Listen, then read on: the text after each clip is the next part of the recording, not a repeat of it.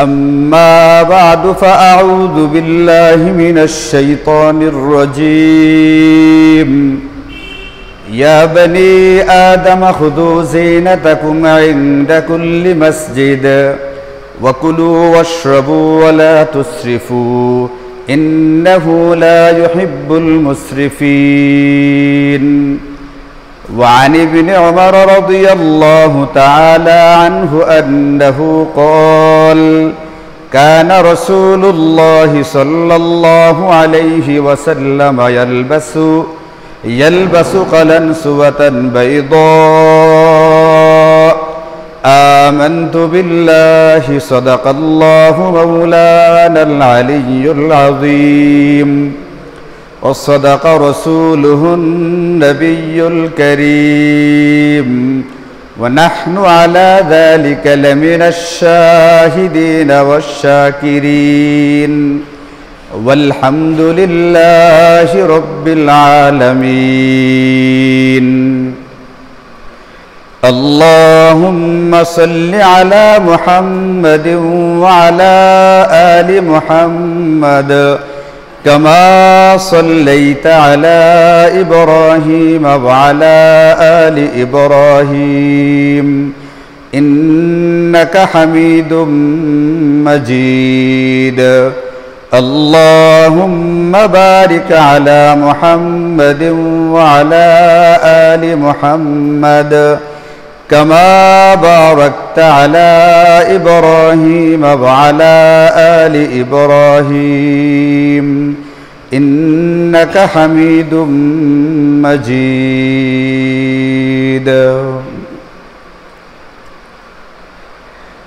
الحمد لله আমরা এটা দেখি যে বিভিন্ন জাতি, বিভিন্ন গোষ্ঠী, বিভিন্ন দল বিভিন্ন ক্ষেত্রেই ওই দল বা গোষ্ঠীর নিদর্শন হিসাবে একটা ঝান্ডা বা পতাকা ব্যবহার হয়ে থাকে। এটা ওই দলের প্রতীক, ওই দলের নিদর্শন। যেমন আমাদের দেশে কতগুলো রাজনৈতিক দল আছে, এরকমভাবে অন্যান্য দেশেও আছে। তো যেরকম বিভিন্ন দলের একটা নিদর্শন বা আলামত থাকে, একটা নিদর্শন থাকে, এরকম ভাবে আমরা যে ইসলাম ধর্ম অনুসরণ করি, যে ইসলাম ধর্ম গ্রহণ করার মহা সৌভাগ্য তৌফিক আল্লাহ পাক আমাদেরকে দিয়েছেন, আমাদের এই ইসলাম ধর্মেরও বেশ কিছু শিআর বা নিদর্শন, আলামত বা প্রতীক আছে। এটাকে কুরআন এবং হাদিসের ভাষায় শিআর বলে। বাংলায় বললে আপনি এটাকে প্রতীক বলতে পারেন, নিদর্শন বলতে পারেন, আলামত বলতে পারেন। যে আলামত বা নিদর্শন দেখলেই বোঝা যায়, ধরা পড়ে এই ব্যক্তিটা মুসলমান, এই ব্যক্তিটা ইসলাম ধর্মের অনুসারী একজন ব্যক্তি। আপনি রাস্তায় গিয়ে দেখলেন যে একজন ব্যক্তি পাঞ্জাবি পায়জামা পরে, দাড়ি রেখে, মাথায় টুপি দিয়ে, পাগড়ি বেঁধে, হাতে একটা তসবিহ নিয়ে হেঁটে যাচ্ছে। আজ বলেন এই জাতীয় পোশাক পরিহিত ব্যক্তিটাকে দেখলেই আমাদের মনে যেটা আসে সেটা হচ্ছে এই ব্যক্তি হয় হিন্দু নাইলে বৌদ্ধ, এমনটা বুঝে আসে না? পাঞ্জাবি বা জুব্বা পরিহিত, মাথায় টুপি দেওয়া, হাতে তাসবিহ, এই ব্যক্তিটাকে দেখলেই আমরা কি বুঝি? মুসলমান বুঝে আসে। ধরা পড়ে মুসলমান, তার সঙ্গে আমার জানা নাই, পরিচয় নেই, আমি তার ঠিকানা কিচ্ছুই জানি না, কিন্তু তার পোশাক আশাক বা তার বাহ্যিক যে অবস্থাটা, এটা দেখলেই আমি বুঝি ব্যক্তিরা মুসলমান, ব্যক্তিরা ইসলাম ধর্মের অনুসারী। এখন এই জাতীয় বেশ কিছু বিষয় ইসলাম ধর্মের এমন আছে, এইগুলোকে বলা হয় থেকে শিআর বা ইসলাম ধর্মের প্রতীক। এখন যে জিনিসটা যে দল বা যে গোষ্ঠীর প্রতীক বা নিদর্শন হয়ে থাকে, শিআর হয়ে থাকে, এটা ওই দল বা ওই গোষ্ঠীর জন্য অত্যন্ত গুরুত্বপূর্ণ একটা বিষয়। এখন আমাদের ইসলাম ধর্মের যে কয়েকটা বিষয়কে ইসলামী শরীয়ত শিআর বা নিদর্শন বলে, এইগুলোর ভিতরে অন্যতম গুরুত্বপূর্ণ একটা শিআর বা নিদর্শন হচ্ছে টুপি। এই যে আমাদের মাথায় টুপি পড়া আছে, প্রায় সবারই মাথায়, এক দুজন বাদ দিলে। এই টুপিটা ইসলাম ধর্মের শিআর বা নিদর্শন। আর শিআর এবং নিদর্শনকে আল্লাহ পাক সম্মান করবার জন্য, গুরুত্ব দেওয়ার জন্য কুরআন কারীমে ইরশাদ করেন, ومن يعظم شعائر الله فإنها من تقوى القلوب। যে ব্যক্তি শিআরকে সম্মান করে, ধর্মীয় প্রতীক যেগুলো আছে এইগুলোকে যে গুরুত্ব দিয়ে এগুলোর প্রতি সম্মান প্রদর্শন করে, শ্রদ্ধা প্রকাশ করে, আল্লাহ পাক বলেন যে ফাইন্নাহা মিন তাকওয়াল কুলুব, এই ব্যক্তির অন্তরে তাকওয়া আছে, এই ব্যক্তির অন্তরে পরহেজগারি আছে, এই ব্যক্তির অন্তরে আল্লাহ পাকের ভয় আছে, আল্লাহ পাককে বা আল্লাহ পাকের বিধিবিধানকে গুরুত্ব দেওয়ার মতো মানসিকতা তার অন্তরে আছে বলেই সে ইসলামের প্রতীকগুলোকে সম্মান দিয়ে থাকে। এখন যেহেতু ইসলাম ধর্মের যে সমস্ত প্রতীক বা নিদর্শন আছে যেগুলো শিআর বা আলামত হয়ে থাকে, এইগুলোর ভিতরে অন্যতম একটা শিআর বা নিদর্শন হচ্ছে এই টুপি ব্যবহার করা। এই জন্য আমাদেরকে এই টুপিটাকেও গুরুত্ব দেওয়া লাগবে। আমরা যদি কুরআনে কারীমে দেখি,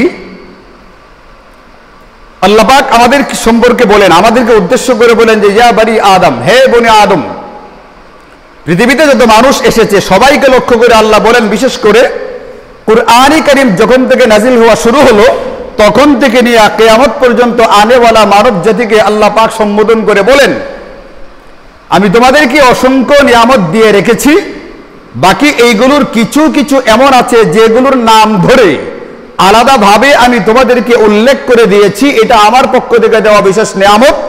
আর কোনোটা নাম ধরে বলতে পারি নাই, নাম ধরে বলা যায় নাই এই জন্য যে আল্লাহ পাক আমাদেরকে অসংখ্য অগণিত নিয়ামতরা যে দিয়ে রেখেছেন, সবগুলোর একটা একটা করে নাম বলে যদি কুরআনে কারীমে উল্লেখ করা হয়, কুরআনে কারীম এক ভলিউমের থাকবে না, এটা অনেকগুলো ভলিউমের সমষ্টি হবে, এটা আমার আপনার জন্য পড়া সম্ভবপর হবে না। তো আল্লাহ পাক বলেন, আমি তোমাদেরকে এত বেশি নিয়ামত দিয়েছি, যদি এইগুলো গুনতে শুরু করো একটা একটা করে, তোমার মৃত্যু আসে যাবে, মৃত্যু এসে পড়বে, কিন্তু তুমি এইগুলো গুনে শেষ করতে পারবে না, লা তুহসুহা। কিন্তু যে কয়টা বিষয়ের নাম উল্লেখ করে আল্লাহ পাক কুরআনে কারীমে আলোচনা এনেছেন যে আমি তোমাদেরকে বনি আদম এই নিয়ামতগুলো দিয়েছি, এর ভিতরে একটা হচ্ছে লিবাস বা পোশাক। এই সম্পর্কে আল্লাহ তাআলা কুরআনে কারীমে বলেন, চলেন দেখি, আল্লাহ বলছেন সূরাতুল আরাফের ভিতরে, ইয়া বনি আদম কদ আনজালনা আলাইকুম লিবাসান, হে বনি আদম, হে মানব সন্তান, আমি তোমাদের জন্য নাজিল করে দিয়েছি, আমার পক্ষ থেকে তোমাদেরকে দিলাম, আমি নাজিল করে দিলাম লিবাস। মানে কি আপনাদের জানা আছে না? লিবাস পোশাক, এটা আরবি শব্দ, কুরআনে কারীমে লিবাস শব্দটা এসেছে। পোশাক তো বাংলায় বলি, এটা তো আর কোরআনে আসবে না, যেহেতু আরবি ভাষায় কোরআন নাজিল হওয়া, আরবি শব্দটা এসেছে। কিন্তু শব্দটা এতটাই বহুল ব্যবহৃত যে আমরা কিন্তু লিবাস বললে বুঝি লিবাস বলতে কি বোঝানো হচ্ছে। আচ্ছা বলেন, লিবাস বলতে কি আমরা এটা বুঝি যে খানা পিনার ব্যবস্থা করা হইতেছে, এটা লিবাস বুঝি আমরা? লিবাস বলতে কি মাইকটা বুঝি, আমার লিবাসটা দেও মানে কি মাইকটা দেও? লিবাস বলতে আমরা বুঝি পোশাক পরিচ্ছদ। তো আমাদের এই যে পোশাক পরিচ্ছদের যে বিষয়টা, এই পোশাক পরিচ্ছদ সম্পর্কে বর্ণনা করতে গিয়ে আল্লাহ বলেন, আমি তোমাদেরকে নাজিল করে দিয়েছি লিবাস বা পোশাক। তো যে জিনিসটা আল্লাহ পাক নিজের পক্ষ থেকে আমাদেরকে দিয়েছেন, যার মৌলিক যে উপকরণগুলো আছে আসমান থেকে নাজিল করা, দুনিয়ার কোনো মানুষ সৃষ্টি করতে পারে নাই, এমন একটা মূল্যবান বিষয় আল্লাহ পাক কেন দিয়েছেন আমাদেরকে, এইটাও কুরআনে কারীমে উল্লেখ করে দিয়েছেন। আল্লাহ কুরআনে বলেন যে আমি তোমাদেরকে লিবাস কেন দিলাম। এক নম্বর ইওয়ারি সাওআতিকুম, এক নম্বর লিবাসের মাধ্যমে তোমরা তোমাদের সতর ঢাকবে। সতর কাকে বলে? পুরুষ এবং নারীর শরীরের একটা অংশ এরকম আছে যে অংশটাকে অতি অবশ্যই ঢেকে রাখতে হবে সদা সর্বদা। এটা ঢেকে রাখা ফরজ, ফরজে আইন, এটা ঢাকতেই হবে। যদি কেউ এটাকে ঢেকে না রাখে তাহলে ফরজ তরক করার গুনাহ হবে। যেমন পুরুষের জন্য নাভি থেকে নিয়ে হাঁটুর নিচ পর্যন্ত অংশটাকে সদা সর্বদা অতি অবশ্যই ঢেকে রাখতে হবে। এখন যারা প্রাপ্তবয়স্ক হয়ে যাওয়ার পরেও হাফ প্যান্ট পরিধান করে, মনে রাখতে হবে এরা কিন্তু যতক্ষণ পর্যন্ত এই পোশাকে থাকবে ততক্ষণ পর্যন্ত আল্লাহ পাকের বিধান ফরজকে লঙ্ঘন করার ভিতরে ডুবে আছে, লিপ্ত আছে। আমি আপনাদেরকে আগেও বারবার বলেছি, অন্তত ফরজ তরক হয় এই জাতীয় এতটা শর্ট, এতটা পাতলা, এতটা মানে অল্প বা স্বল্প পরিমাণের পোশাক একজন মুমিন মুসলমানের জন্য কখনোই পরিপন্থী বা কখনোই মুসলমানের জন্য এটা মানানসই তো নয়। বরং এটা ইসলামের দাবির সাথে, ঈমানের দাবির সাথে সাংঘর্ষিক, এটা ঈমানের দাবির পরিপন্থী একটা বিষয়। তাহলে লিবাস আল্লাহ পাক দিয়েছেন, তার একটা উদ্দেশ্য হচ্ছে এটা সতর ঢেকে রাখতে হবে। সতর মানে হচ্ছে যে পরিমাণ অংশ যার জন্য ঢেকে রাখা জরুরি এটা অতি অবশ্যই ঢাকতে হবে। ঢাকবার জন্যই আল্লাহ পাক আসমান থেকে পোশাকটা দিয়েছেন। এই ক্ষেত্রে পুরুষের জন্য নাভি থেকে হাঁটুর নিচ পর্যন্ত, আর মেয়েদের জন্য যদি ঘরের ভিতরে থাকি তাহলে মুখমণ্ডল, হাতের তালু আর 2 পায়ের পাতা ছাড়া বাকি অংশ। আর যদি ঘরের বাহিরে বের হইতে চাই, এমনকি যদি পুরুষ বা গায়ের মাহরামের সামনে পড়ে যাওয়ার ভয় থাকে, তাহলে তখন তার জন্য সমস্ত শরীর ঢেকে রাখা এটাই তার জন্য সতর। আর কেউ কেউ এই ফতোয়া দিচ্ছে, কেউ কেউ ফতোয়া দিয়ে থাকে এটা যে নারীদের জন্য চেহারা, হাতের তালু, পায়ের পাতা এটা সতর না। এটা হচ্ছে সতর না কোন সময়? যখন নারী তার ঘরের ভিতরে নামাজ পড়বে, নামাজ পড়ার সময় তার চেহারাটা খোলা থাকবে, তার হাতের তালু খোলা থাকতে পারে, পায়ের পাতা খোলা থাকতে পারে। এর মানে এই না যে সে যখন বাহিরে পুরুষের সামনে বের হবে তখনও তার চেহারা, তার হাতের তালু আর পায়ের পাতাটা খোলা থাকবে, এটা বলা হয়নি। তাফসীরে মাআরিফুল কুরআনের ভিতরে পরিষ্কার লিখে দেওয়া আছে ওটা হচ্ছে নামাজের বিধান, আর এটা হচ্ছে নামাজের বাহিরে, বিশেষ করে পুরুষের সামনে গেলে তখনকার বিধান এটা। এখন নামাজের বিধানটাকে বাহিরের উপরে এনে প্রযোজ্য করে ফেলছে, খাটিয়ে ফেলছি, এখানে ভুলটা হয়েছে। একটা হচ্ছে নামাজের বিধান, আরেকটা হচ্ছে পুরুষের সামনে যাওয়ার বিধান। এখন পুরুষের সামনে গেলে কেউ যদি নামাজের বিধানটাকে প্রয়োগ করে, তার অর্থ দাঁড়াবে একজন নারী বাহিরে গেলে পুরুষের সামনে গেলেও তার সতর মানে মুখটাকে খোলা রাখতে পারবে। এটা যদি কেউ ফতোয়া দেয় তাহলে তার খোলা বাকি রইল কোনটা? একজন মানুষের সবচেয়ে সুন্দর অঙ্গগুলোর ভিতরে সবচেয়ে সুন্দর যে অঙ্গটা এটা হচ্ছে তার চেহারা। এখন পর্দা যে কারণে দেওয়া, ওটার মাকসাদ হাসিল করতে গেলে যদি মুখটাকে বা চেহারা খুলে রাখা হয় তাহলে আর হাসিল হবে না। কারণ একটা পুরুষ, একটা লোলুপ পুরুষ, একটা যে নাকি লোভাতুর দৃষ্টিতে নারীর দিকে তাকায়, সে মূলত প্রথমত তার চেহারার দিকেই তাকায়। এখন যখন মূল অঙ্গটা দেখিয়ে ফেলা হইল, বাকি আর শরীরটা ডেকে রাখলে মূল মাকসাদ অর্জিত হয় না। এই জন্য নামাজ পড়ার সময় একরকম সতর মেয়েদের বেলায়, আর নামাজের বাহিরে যদি পুরুষের সামনে যাওয়া হয়, ঘরের ভিতর থেকে বাহিরে যাওয়া হয়, তখনকার বিধান কিন্তু আরেকটা। এটা হলো আমাদের সতর। তার পোশাকের 1 নম্বর মাকসাদ বা উদ্দেশ্য হলো আল্লাহ পাকের পক্ষ থেকে দেওয়া সতর ঢেকে রাখা, এটা ঢাকতেই হবে।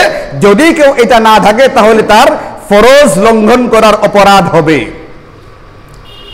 আল্লাহ পাক একই আয়াত কারিমাতে পোশাক যে দিয়েছেন আমাদেরকে আসমান থেকে, এই পোশাক দেওয়ার দ্বিতীয় উদ্দেশ্যটা বলছেন সাওআতিকুম, এটা হলো একটা।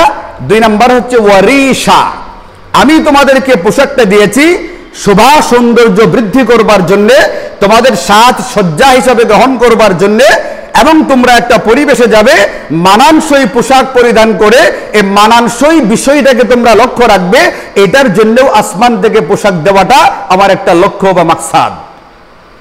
পুরুষের জন্য সতর হচ্ছে নাভি থেকে হাঁটুর নিচ পর্যন্ত ঢেকে রাখা, এতটুকু পোশাক হলো ফরজ।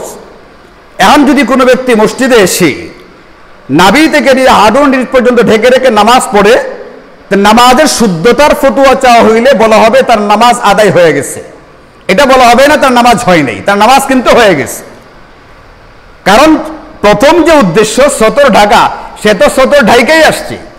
এখন একটা ছেলে, প্রাপ্তবয়স্ক ছেলে যদি 3/4 প্যান্ট পরে মসজিদে এসে নামাজটা পড়ে নাভি থেকে হাঁটুর নিচ পর্যন্ত ঢাকা, তাহলে ফতোয়া দিতে গেলে শুদ্ধতার বিচারে কি বলা হবে? নামাজ কি হয়েছে না বাতিল? নামাজ হয়ে গেছে। কিন্তু ওই ওয়ারিশা 2 নম্বর বিধানটা তার না পাওয়া যাওয়ার কারণে উলামায়ে কেরামের ফতোয়া হচ্ছে তার নামাজটা মাকরু তাহরিমের সাথে হয়েছে, মানে প্রায় সে একটা হারাম কাজের মধ্য দিয়ে নামাজটাকে আদায় করেছে। কারণ এটা নামাজের জন্য মানানসই পোশাক নয়। মসজিদে এসে নামাজ পড়লে হাঁটু থেকে নাভি পর্যন্ত ঢাকলে এটা কি মানানসই মনে হয় আমাদের কাছে? এখানে অর্ধেক মানুষ যদি পাঞ্জাবি আর গেঞ্জি না পরে মসজিদে আসে জুমা নামাজ পড়তে, আপনার কাছে কিরকম মনে হবে? আপনি একজন সাধারণ ব্যক্তি, কোনো আলেম না, কোনো পীর না, কোনো মুরিদও না। আপনি বলেন আপনার কাছে কিরকম লাগবে? এটা মানানসই না বেমানান? এটাকে ঢঙ্গা লাগবে না বেঢঙ্গা লাগবে? এখন এই যে ওয়ারিশা, যেটা যে পোশাকটা তোমার সৌন্দর্য বৃদ্ধি করবে, যে পোশাকটা যে আমলের জন্য মানানসই বলে গণ্য হবে, উলামায়ে কেরাম মুফাসসিরিনে কেরাম তাদের কিতাবের ভিতরে লেখেন। আমাদের ভারত উপমহাদেশের প্রখ্যাত মুফতি, পাকিস্তানের মুফতি আজম বর্তমান জামানার যিনি জীবিত আল্লামা তাকি উসমানিয়া রাব্বা, তিনি ছিলেন গোটা ভারতবর্ষের একজন বিখ্যাত মুফতি, অসংখ্য তাফসীর এবং অন্যান্য ধর্মীয় কিতাব লিখেছেন। পাকিস্তানের মুফতি আজম ছিলেন মুফতি মোহাম্মদ শফি রাহিমাহুল্লাহ, এরই তাফসীরের কিতাব লিখেছেন তাফসীরে মাআরিফুল কুরআন। এই তাফসীরে মাআরিফুল কুরআন যেটা ইসলামিক ফাউন্ডেশন থেকেও তরজমা করা হয়েছে, এই কিতাবে পরিষ্কার লেখা আছে তাফসীরের কিতাবের ভিতরে অন্যান্য কিতাব সহকারে, এই যে ওয়ারিসা দ্বিতীয় নাম্বার যে অংশটা, আল্লাহ পাক যে আমাদেরকে আসমান থেকে লিবাস দিলেন, পোশাক দিলেন, এটা শুধুমাত্র একটা দেওয়ার জন্য দেওয়া জিনিসটা এরকম না। যতটুকু হলেই হয়ে যায়, এতটুকু যদি হইতো তাহলে প্রথম কথার ভিতরেই আল্লাহ পাক থেমে দিতেন, আমি তোমাদেরকে পোশাক দিলাম সতর ঢাকবার জন্য, দেয়া কথা শেষ। কিন্তু আল্লাহ পাক কথা এখানে শেষ করেন নেই, যতটুকু হলেই হয়ে যায় এতটুকুর ভিতরে ক্ষান্ত করেন নেই। আগে বেড়ে বলেছেন ওয়ারিসা, তোমরা যখন যে কাজটা করবে ওই কাজের মানানসই শোভা বা সৌন্দর্য প্রকাশ করে এমন একটা মানানসই পোশাক পরিধান করবে, এটাও আল্লাহ পাকের একটা মাকসাদ। এখন এই মানানসই পোশাকগুলোর ভিতরে একটি হচ্ছে নামাজের সময় মাথায় টুপি পরিহিত থাকবে, টুপি পরিধান করে নামাজ পড়া। এখন টুপিটা যদি কোনো ব্যক্তি মাথায় না রাখে, এটা যেহেতু লিবাসের সুন্নাহ, লিবাসের সুন্নত, পোশাকের সুন্নত হিসাবে আমি আপনাদেরকে আগেই বলেছি সতর ঢাকা ফরজ, যদি সতর ঢাকে সাথে আবার গেঞ্জি বা পাঞ্জাবি বা শার্টও পরলো, এখন মাথায় যদি টুপি না থাকে তাহলে ফতুয়ার বিচারে তো এটা বলা হবে না তার নামাজ কি হয় নাই, শুদ্ধ হয় নাই, এটা কি বলা হবে? এটা বলা হবে না। কিন্তু আল্লাহ পাকের ওই যে হুকুমটা, আল্লাহ পাকের দ্বিতীয় যে নির্দেশটা, তুমি নামাজের জন্য মানানসই পোশাক পরিধান করবে, এটার ভিতরে এটাও থাকে যে আমার মাথায় একটা টুপি পরিহিত অবস্থায় থাকবে। হযরতে আব্দুল্লাহ ইবনে ওমর রাদিয়াল্লাহু আনহুমা একজন বিখ্যাত সাহাবী, নবীজির সুন্নাহকে অনুসরণ করতেন যে সকল সাহাবী, তাদের মধ্যে যারা খুব বেশি পরিমাণে অনুসরণ করতেন এমন একজন আশিকে রাসূল সাহাবী হযরতে আব্দুল্লাহ ইবনে ওমর রাদিয়াল্লাহু আনহু। হযরত ওমরের ছেলে, এরই একবার দেখলেন তার আজাদকৃত গোলাম, তার নাম হযরতে নাফি', অনেক বড় মুহাদ্দিস ছিলেন, বুখারী শরীফ সহকারে সকল হাদিসের কিতাবে হযরতে নাফি' থেকে হাদিস বর্ণনা করা হয়েছে। একদিন আব্দুল্লাহ ইবনে ওমর দেখেন তার এই গোলাম, আজাদকৃত গোলাম টুপি ছাড়া নামাজ পড়তেছে। তা আব্দুল্লাহ ইবনে ওমর বললেন, তুমি তোমার মাথা আগে ঢাকো টুপি দিয়া বা একটা কিছু দিয়া, মাথা ঢেকে তারপরে তুমি নামাজ পড়ো।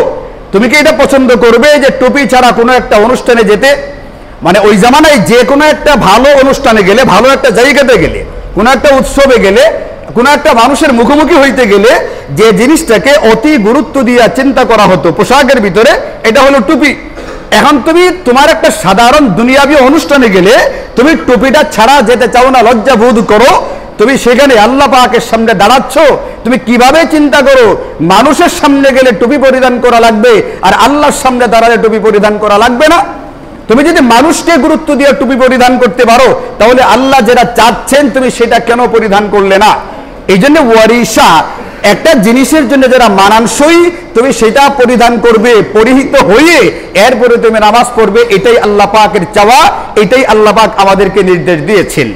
এখন আমি আপনাদেরকে প্রশ্ন করি, বলি আপনারাই বলেন, স্বাভাবিকভাবে একজন ব্যক্তি নামাজ পড়বে, নামাজ, আচ্ছা নামাজ পড়তে গেলে নামাজের সময় মাথায় টুপিটা থাকবে, এটাই কি আমার আপনার কাছে স্বাভাবিক, নাকি টুপিটা থাকবে না এটা স্বাভাবিক? আপনারাই বলেন যে নামাজ পড়তে গেলে, নামাজ তো একটা বিষয়, একটা কাজ, এই কাজটা কি সাধারণ কোনো দুনিয়াবি কাজ না একটা ইবাদত? একটা ইবাদত। তো এই ইবাদতটা করতে গেলে আল্লাহ পাক যে জিনিসটা চাচ্ছেন, আল্লাহ পাকের চাওয়া অনুযায়ী আমি আপনি যেটা বুঝি, নামাজের সময় মাথায় টুপি থাকবে এটা মানানসই, নাকি নামাজের সময় টুপি থাকবে না এটা মানানসই? টুপি থাকবে এটা মানানসই। আল্লাহ তাআলা কুরআনে কারীমের অন্য আয়াতে কারিমাতে পরিষ্কার বলছেন, আল্লাহ পাক সম্বোধন করে বলছেন, ইয়া বানি আদম খুযু যিনাতাকুম ইনদা কুল্লি মসজিদ। এটা কুরআনে কারীমের আয়াত। মসজিদ শব্দের অর্থ কি? মসজিদ মানে কি আপনারা চিনেন না?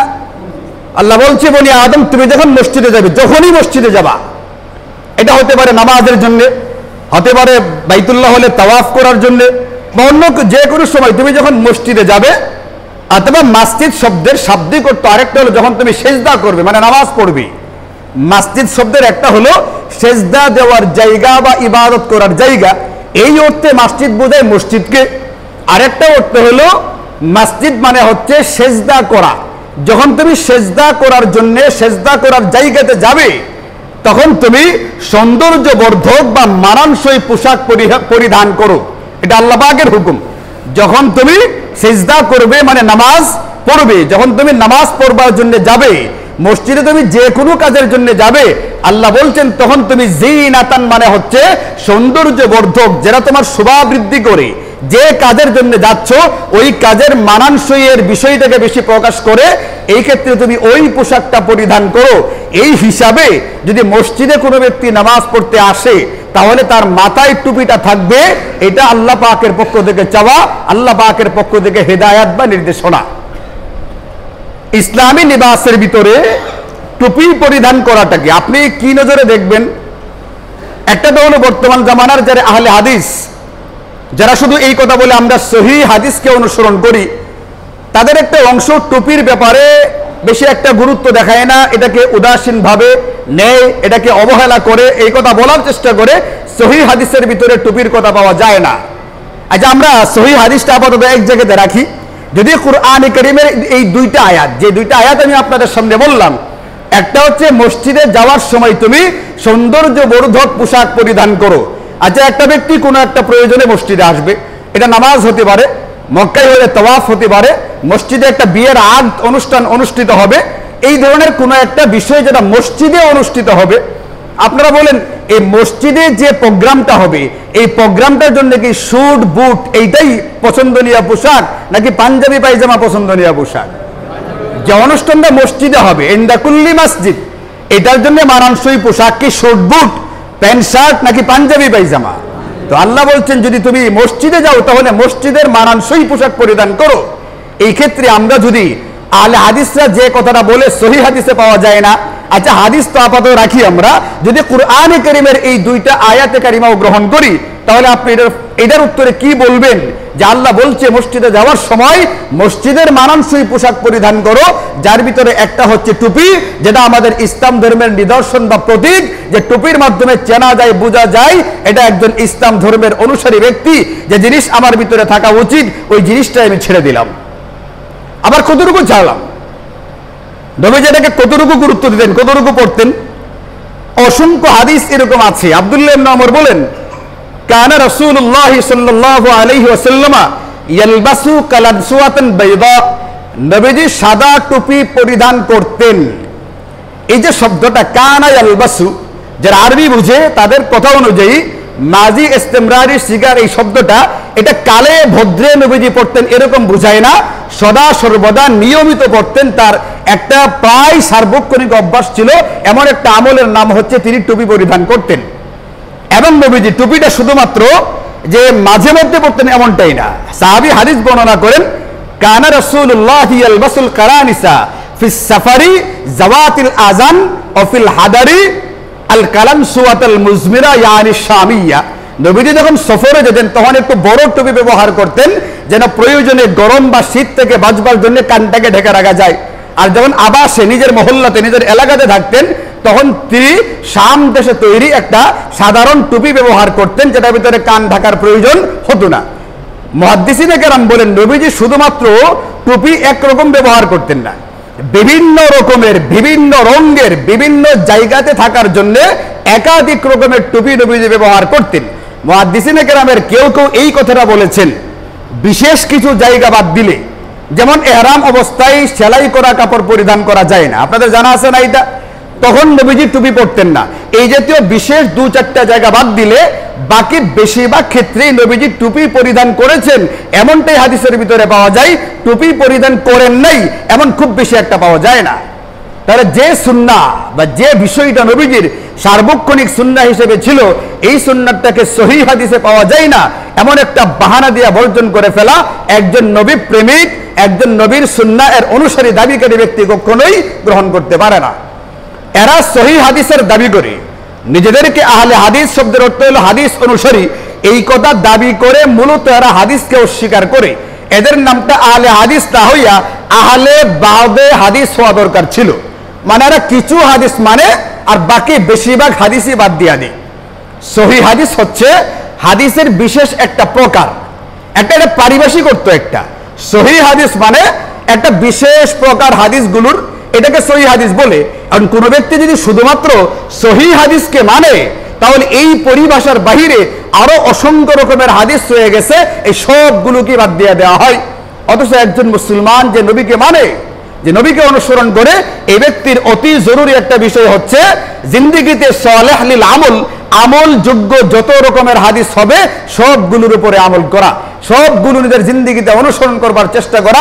এটা হবে সত্যিকারের আশেকের রাসূলের স্বভাব বা চরিত্র।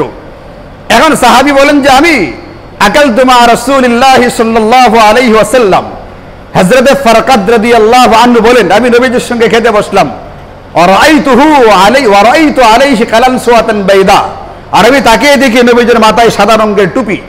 টুপি সাদা ছাড়াও পরিধান করা জায়েজ আছে, আমি এই হাদিসটার তর্জমা করতেছি আর কি। অন্য রঙের টুপি পরিধান করাও জায়েজ আছে। আমি দেখলাম নবীজির মাথায় সাদা রঙের টুপি। এই যে খেতে বসা অবস্থায় মাথায় টুপি, সফরে অবস্থায় মাথায় টুপি, বাড়িতে থাকা অবস্থায় মাথায় টুপি, নামাজের টুপি, নামাজের বাহিরে টুপি, এই যে নবীজি যে সুন্নাতের উপরে বিভিন্ন সময় বিভিন্ন ভাবে আমল করেছেন, এই সুন্নাতটা যদি কোনো ব্যক্তি মাঝে মধ্যে ছুটে যায়, কোনো একটা কারণে কোনো একটা প্রয়োজনে ছুটে যায়, তাহলে ফুকাহায়ে কেরাম বলেন, কথার কথা ধরেন একজন ব্যক্তি নামাজে আসতে গেছে, নামাজের সময় হয়ে গেছে, তাড়াহুড়া করে মসজিদে চলে আসছে, আসার সময় দেখে টুপিটা আনতে মনে নেই।